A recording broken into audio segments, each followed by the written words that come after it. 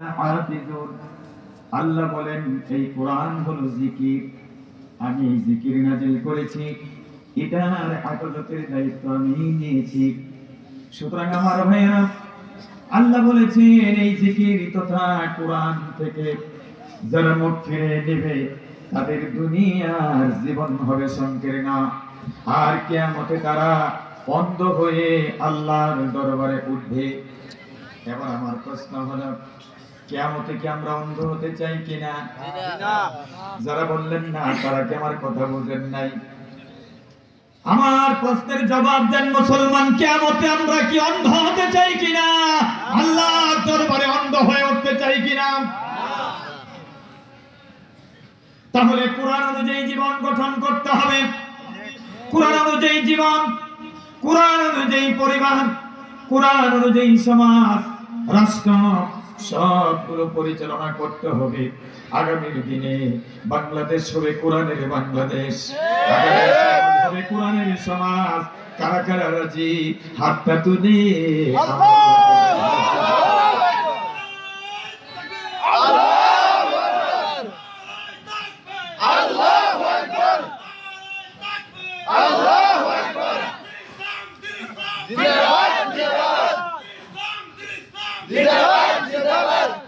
আমার ভাইরা, আগে যখন আমরা বলতাম কোরআন থেকে যারা মুখ ফিরিয়ে নেবে তাদের জীবন সংকীর্ণ হবে, বেশি দিন আগের কথা নয়, এই আগস্টের বিপ্লবের আগের কথা, 5ই আগস্টের আগের কথা।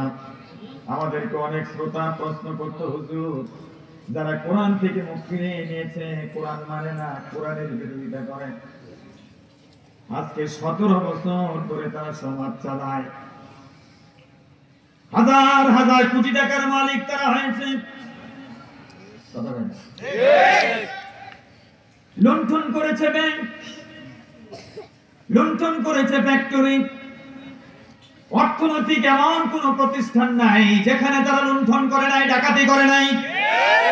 ব্রিজ, কালভার্ট, রাস্তা বানানোর নামে বাণিজ্য করেছে, ডিজের বদলি ছালি দিয়েছে, কথা কোনটা কেটে রোডের বদলি দিয়েছে বাস। এত দুর্নীতি বাংলাদেশের স্বাধীনতার 54 বছরে হয় নাই, কথা কয় না?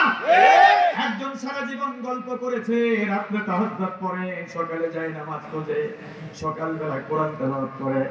আমি বলি সারা রাত তাহাজ্জুদ করে, কোরআন তেলাওয়াত করে, সকালে যায় নামাজ তালাশ করে, এত টাকা চুরি করলো কখন? একটা পরিবার 80,000 কোটি টাকা বাংলাদেশ থেকে চুরি করে প্রচার করেছে। এই টাকা আমার, এই টাকা আপনার, আমার আপনার উপরে ঋণের বোঝা চাপিয়ে পালন করেছে।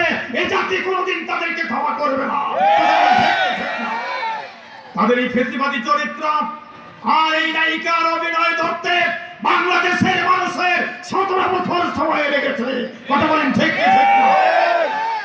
আজ জাতির সামনে আল্লামা দেওয়ার হোসেন সাঈদীর ভবিষ্যৎবাণী সত্যে প্রমাণিত হয়েছে। তিনি বলেছিলেন, আল্লাহ আমার উপর যারা জুলুম করেছে, মিথ্যা অপবাদ দিয়েছে, জাতির সামনে তাদেরকে উলঙ্গ করে দাও। আজ জাতির সামনে তারা উলঙ্গ হয়ে গেছে।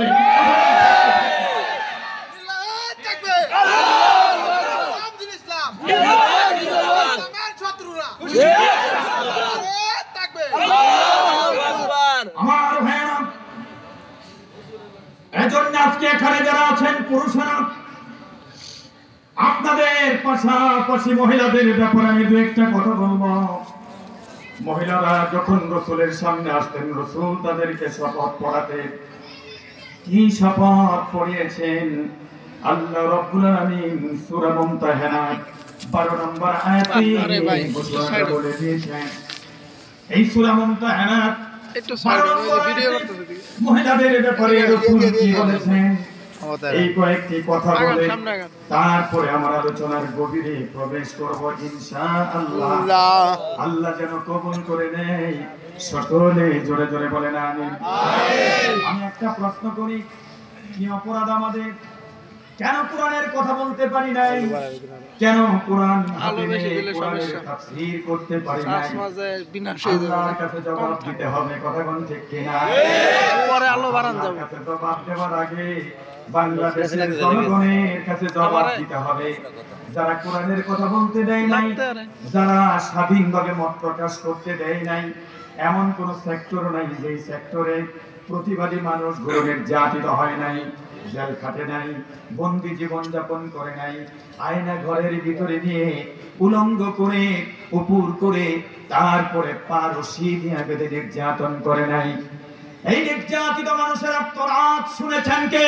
আল্লাহ। নির্যাতিত মানুষের চোখের পানিগুলো কবুল করে স্বাধীনতা ফিরে দিয়েছেন কে?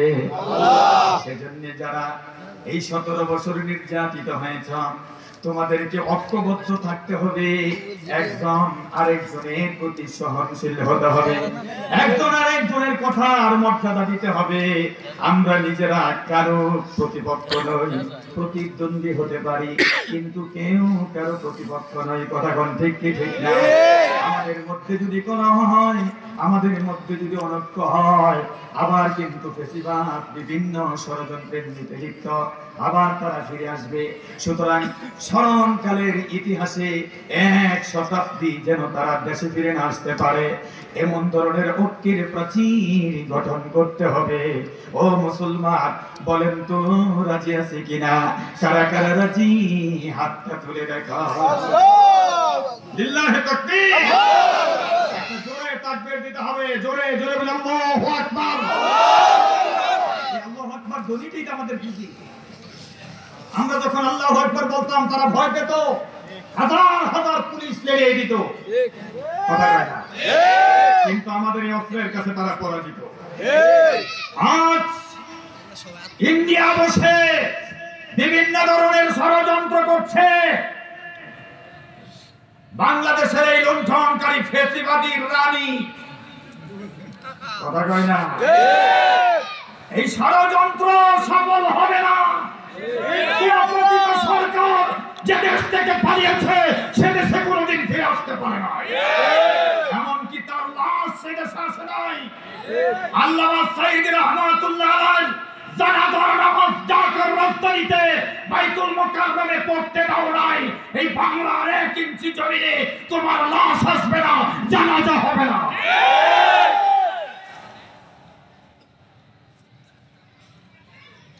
রাসূলের কাছে হিজরতের পরে মুমিন নারীরা আসতো, রাসূল নারীদেরকে গঠন করার জন্য তাদেরকে শপথ করিয়েছেন। বুঝতে হবে, নারী জাতিরা রাসূলের হাতে কোনোদিন মুসাফা করে নাই, রাসূলের হাত ধরে শপথ পড়ে নাই, পর্দার আড়ালে থেকে রাসূলের সাথে শপথ বাক্য পাঠ করেছেন। আর ইদানিং কিছু নারীরা পুরুষের সামনে জনসেবার নামে মুসাফা শুরু করেছে, কথা কয় না? একটু শিক্ষা গ্রহণ করেন। যাকে 2.5 কোটি টাকার জন্য 10 বছরের জেল দিয়েছেন, জীবনে কোনোদিন কোন পরাশক্তিধর রাষ্ট্রনায়কদের সাথে তাকে মুসাফা করতে দেখি নাকি? তিনি হাতে শুধু এতটুকুনি করেছেন, আর আরেকজন না পারলে কোলাকুলি করে।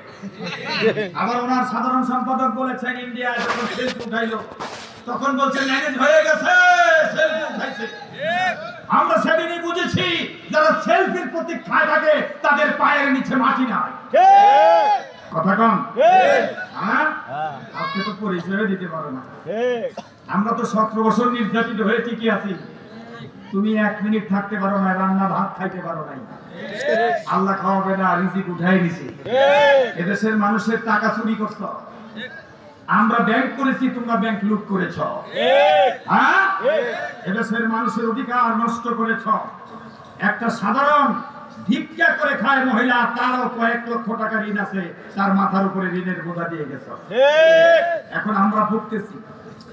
এখানে যারা আছেন সবাই কিন্তু ভ্যাট ট্যাক্স দিচ্ছেন। কিভাবে দিচ্ছেন অনেকেই জানে না। আমরা যারা অফিসে গিয়ে ট্যাক্সের একটা রিসিপ্ট নেই, আমরা মনে করছি শুধু আমরাই ট্যাক্স দেই না, এই দেশের যে ভিক্ষা করে খায় সেও ভ্যাট ট্যাক্স দেয়। লবণের প্যাকেট 40 টাকায় কিনেন, যদি আমাদের এই মাথার উপরে লাখ লাখ টাকা ঋণ না থাকতো, এই ভ্যাট ট্যাক্স কমে যেত, লবণের এই প্যাকেট আমরা 30 টাকায় কিনতে পারতাম। এই 10টা টাকা শ্রমিকরা দেয় না, রিক্সাওয়ালা দেয় না, ভিক্ষা করছে মহিলা পুরুষ, এই যে চৌরাস্তা মহিলাদের বুড়া মহিলা সবাই নানি রাখে, নানি রাখে। আমি জিজ্ঞেস করলাম নানি কেন, বহু বছর ধরে ভিক্ষা করে তো, এখন আমরা যুবক বসতে নানি